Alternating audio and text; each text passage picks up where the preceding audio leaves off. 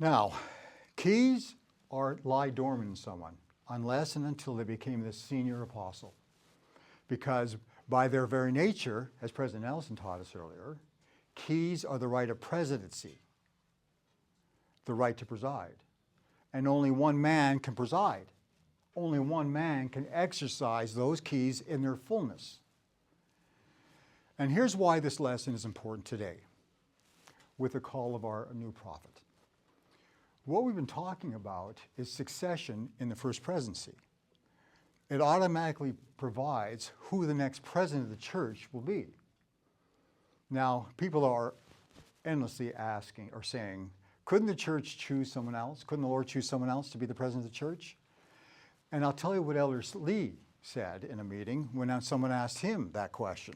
He said, if the president of the church dies, we can't even hold a meeting to discuss or decide anything unless the apostle who presides calls it. We can't even call a meeting to decide who the new prophet will be unless the president of the Quorum of the 12 calls the meeting.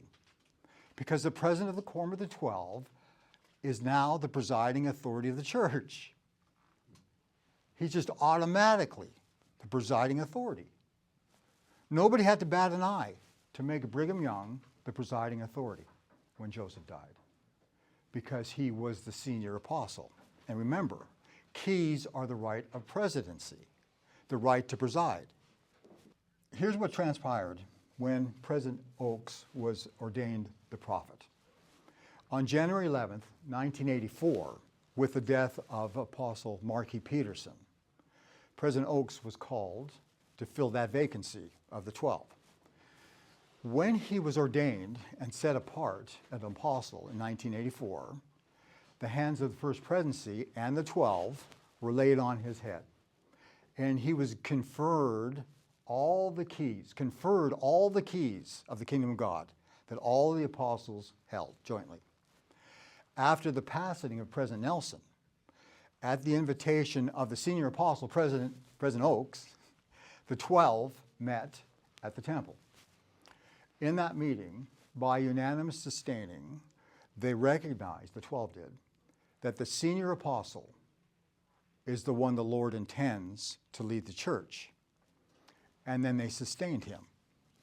When President Oaks was then ordained the president of the church, he didn't get a single key. He didn't get any of the keys than when he became president of the church. Instead, what happened, after the unanimous sustaining, together, the apostles, in a combined body of those who hold apostolic keys, led by President Holland, laid their hands upon Elder Oaks and set him apart and ordained him as president of the Church of Jesus Christ of Latter-day Saints, and thereby activated all the keys in him alone, according to Section 132.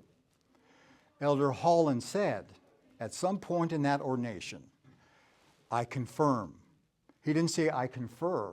He said I confirm the keys of the kingdom of God. President Oaks already held those keys since 1984, and the way he got them, of course, was that he was ordained an apostle. And so the church organization just runs automatically, and there's never any problem. If there's no first presidency, then the Council of the 12 is the first presidency, until they organize it into a new first presidency and a separate Quorum of the 12. And that's why President Oaks became the prophet automatically with President Nelson's passing.